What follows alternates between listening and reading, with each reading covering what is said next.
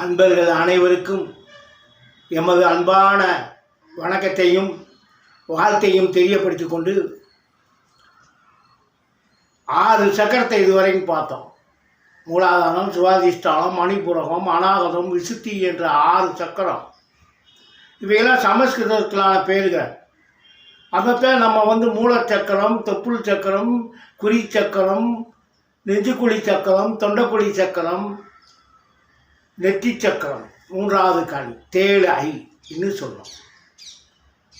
இப்போ இதற்கு மேலே சகசிராரம் என்ற சகசிர தளம் என்ற உச்சிக்குழி சக்கரம் இருக்குது, 7வது சக்கரம்.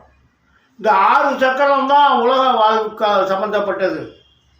6 ஆதாரம் தான் 6 படை முருகன்னு வெளியே வச்சுருக்காங்க. 6 படை வீடுகள் உங்கள் உடம்புக்குள்ளே இந்த 6 ஆதாரத்தை தான் வெளியே குறிக்குது. இந்த தண்டுவடத்தின் உச்சியை தான் ஒவ்வொரு கோயிலையும் கொடிமரம் வச்சுருக்காங்க. அந்த 32 திஸ்கையும் 32 ரவுண்டு இருக்கும். எல்லா கோயில்கள்லேயும் அந்த கொடிமரம். அது உண்ணாக்குன்னு சொல்கிறவங்களும் இருக்காங்க அந்த கொடிமரம் என்பது. ஆனால் தண்டுவடம் தான், தண்டுவடத்தின் உச்சி தான் அந்த 7வது சக்கரத்தை தோணுது.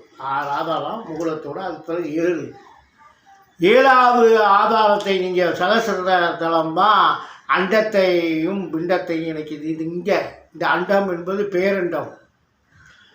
இந்த பிண்டத்துக்கும் அதற்கும் தொடர்புள்ளது சகசிரார சக்கர வழியாக தான். அது உச்சிக்குழி வழியாக அப்படியே உள்ளே ஏறணும். பிடரி மார்க்கமாக வாசி நின்றும். அந்த நேரத்தில் வாசியெல்லாம் தேவையில்லை. வாசி உள்ளே அடங்கிடும். 10வது வாசல் வழியாக போக ஆரம்பிச்சிடும். சுழுமுனை ஆகிடும். அங்கே இடா பிங்களை ஆண் பெண் வேறுபாடு இல்லை. ஆண் பெண் அலி என்ற வேறுபாடு இல்லை. இந்த சக்கரத்தை நீங்கள் தெரிவதற்கு முன்பாக இந்த மூளையில் நடு மையத்தில் 1.5 இன்ச் ஆழத்தில் இருக்குது பீனியல் கிளாண்டு. அது கீழே பிட்யூட்டரி இருக்குது. அதான் நம்ம 3வது கண்ணுங்கிறோம். இந்த பிட்யூட்டரியில் இருக்கிற 2 அறையில் தான், ஒரு அறை தான் அந்த சளி மாதிரி திரவம் இருக்கும். அது மூலமாக தான் ஆண் பெண் பிரத்யேக உறுப்புகள் விரிவாகுது. இதெல்லாம் அங்கே கண்ட்ரோடு.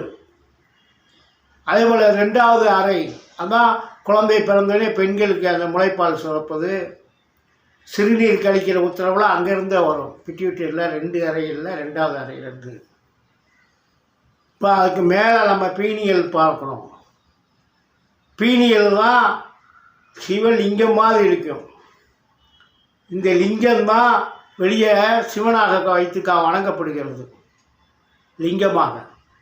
இங்கே பீனியல் என்பது ஒரு சிறு லிங்க வடிவில் தான் மேலே இருக்குது. அதுதான் ஞானகாலகலை. அங்கே தான் அனைத்து ரகசியங்களும், பிண்ட அண்டம் சூட்சுமா அனைத்து ரகசியங்களும் அங்கே அடங்கியிருக்கு. அங்கே போயிட்டா அந்த பீனியல் கிளாண்டை போய் நீங்கள் நெருங்கிட்டீங்கன்னா, ஆனால் முறையே 6 ஆதாரத்தில் ஒளியையும் கேட்டு குருவின் துணையோடு தான் அந்த 6வது ஆதாரத்துக்கிட்டே போகணும். தூரத்தில் நடக்கிறத பார்ப்பது எல்லாமே 6வது ஆதாரத்தில் முடியும். 6வது ஆதாரத்தில் 3வது கண்ணால். இப்போ நம்ம அதையும் கடந்து சொல்கிறோம்.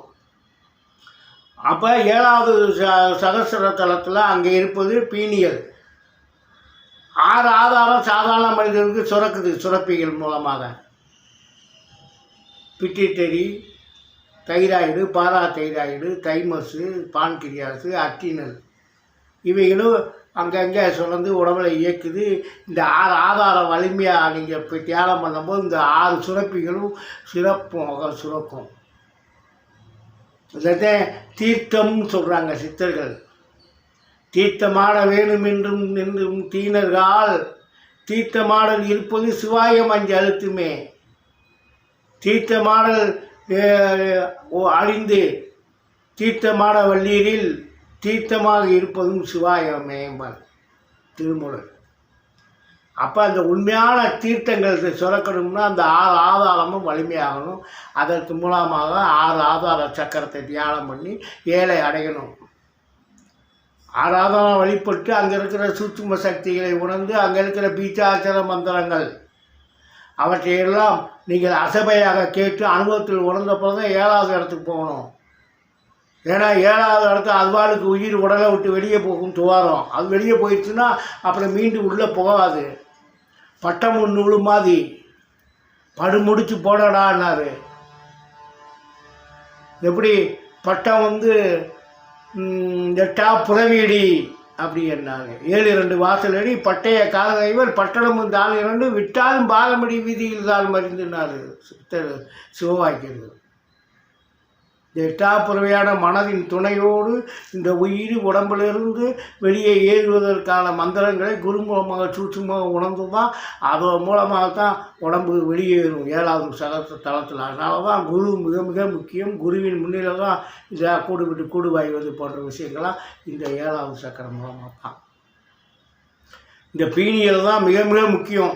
ஏன்னா பீனியல் கிளாண்டு அங்கே இருக்கிற சுரப்பியை சுரக்கணுங்க. 7வது சக்கரம் 6ஐ கடந்து யோகா சாகாக்கலை பயிற்சியை பெற்றவங்களுக்கு தான் அந்த 7வது சக்கரமான பீனியல் தொடர்ந்து செயல்படும்.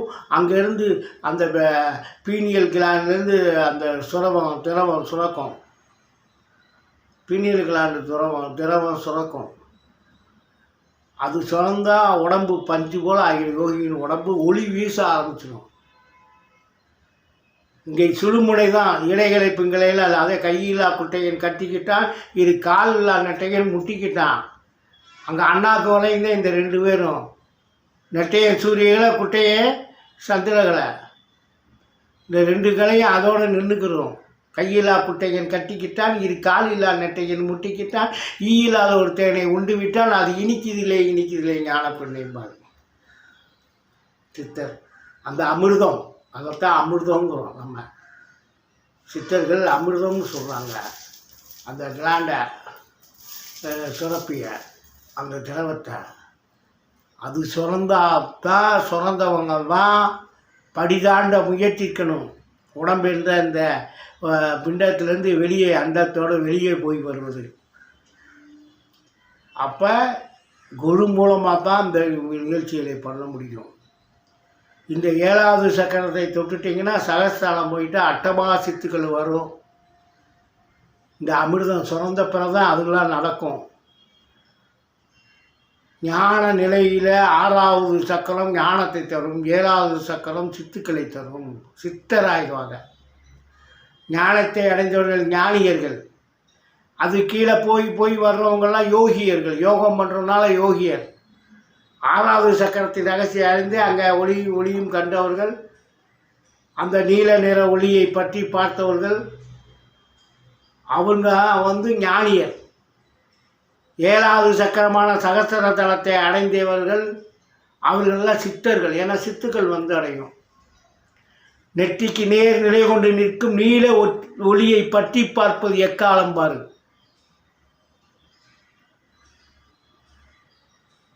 அப்போது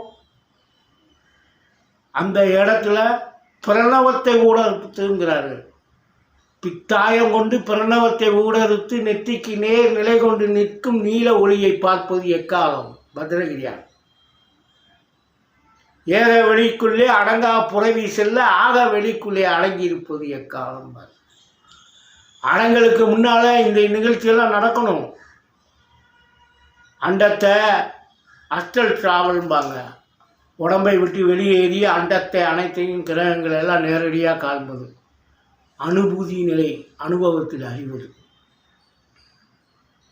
இந்த இடத்துல தான் சென்றால் தான் காசி.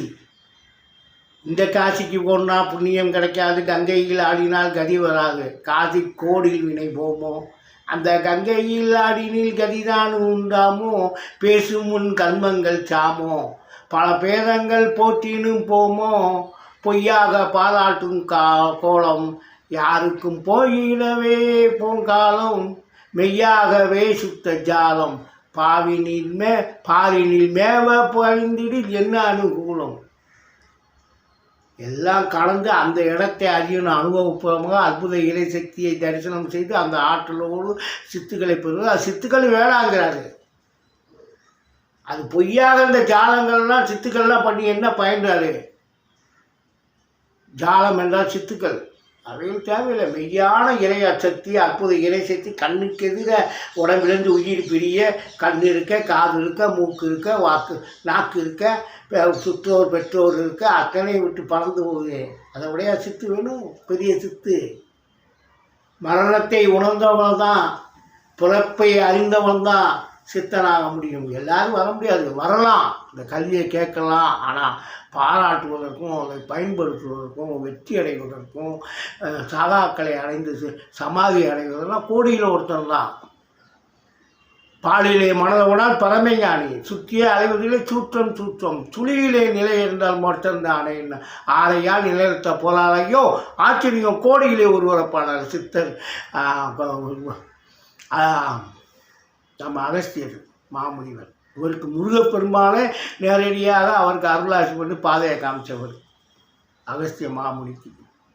சுப்பிரமணியர் ஞானத்தில் இருக்கும் சுப்பிரமணியர் காகபுசுந்தர் சொல்லுவார் இதை.